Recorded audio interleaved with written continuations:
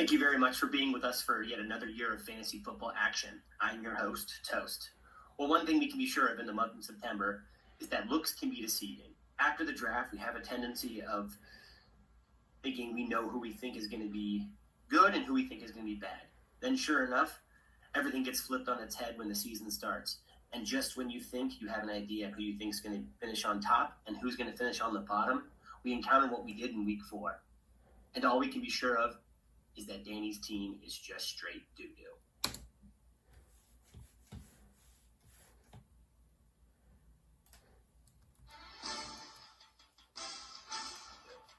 So here we go for the first installment of Toast as fast as 2 minutes. First, we go to the matchup of the underwhelming teams of Doo-Doo Birds and Let 'em Cook, who both started off with slow seasons with 1 and 2 starts, both looking for a cross-divisional win to help bolster their slim playoff chances. After an interesting trade that exported Josh Jacobs and imported Justin Jefferson on the Tony's team, what did the new wide receiver 1 do but finish with 22.6 points? And his remaining 3 running backs also held up their end of the bargain by combining for a whooping 69.6 points, helping Tony stroll past the Big Bird, whose 2 receivers, tight end, and defense combined for just 17.7 points, making Mahomes' QB1 performance of 35.3 points feel legless. Tony takes this one easy, 188.6 to 151.8. Next, we have Carson White's Bauer Rangers traveling to Chris Manning's Gordons in a heated interdivisional matchup. After a very unfortunate start to the day, which saw Gordon's Jalen Warren not play due to injury and not switched out due to an early gain in Dublin, making sure that Chris Dub does not win. Things just never picked back up for Chris, even with the late night heroics.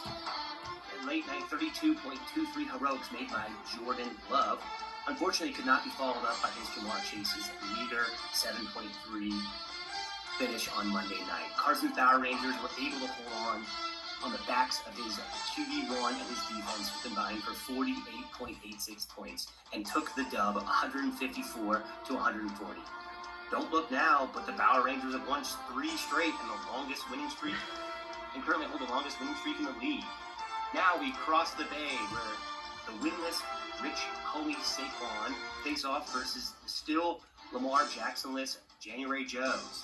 Finally, Joe's QBs decided to show up this past weekend, and show up they did, combining for 57 points. Unfortunately, combined with 25-point-plus performances by Amon St. Brown and Bucky Urban, were not enough to overcome David Montgomery getting game Green Bay.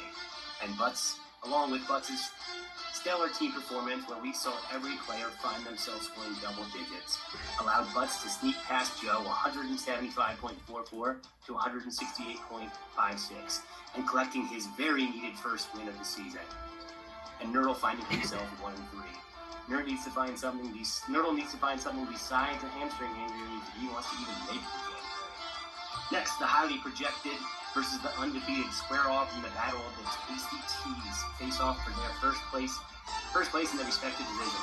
CMC, Puka, and Taco's rookies all balled out, making Owen wonder why he didn't redraft CMC and trade Tyler Warren, keeping that bread.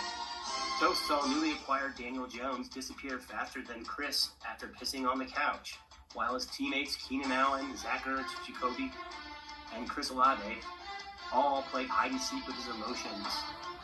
All of this accumulating the easiest win of the season for Taco, 184 to 131, slingshotting him in the first place in the league. Now, I get what you might be saying, but the McStonkies are 3-0, and we're up nearly 100 points going into Sunday night's matchup versus the 2 JJs, 1 cup. He definitely won, right? But, hold on a second. Fueled by heroic performances on Sunday night by newly acquired Josh Jacobs, along with George Pickens and Tucker Kraft, in what was a thrilling 40-40 tie between the Packers and the Cowboys, Bees found himself down just 22 points, heading into the Monday night matchup with all hopes resting on Justin Fields. And what did he do? 226 yards passing and a touchdown with an additional 7 rushes for 81 yards and a score. propelling him to 29.14 fantasy points that evening, allowing Bees to squeeze the win by just 7 points in what was the comeback of the season, 170 to 163, and giving his team, his decimated team, the win they so desperately needed.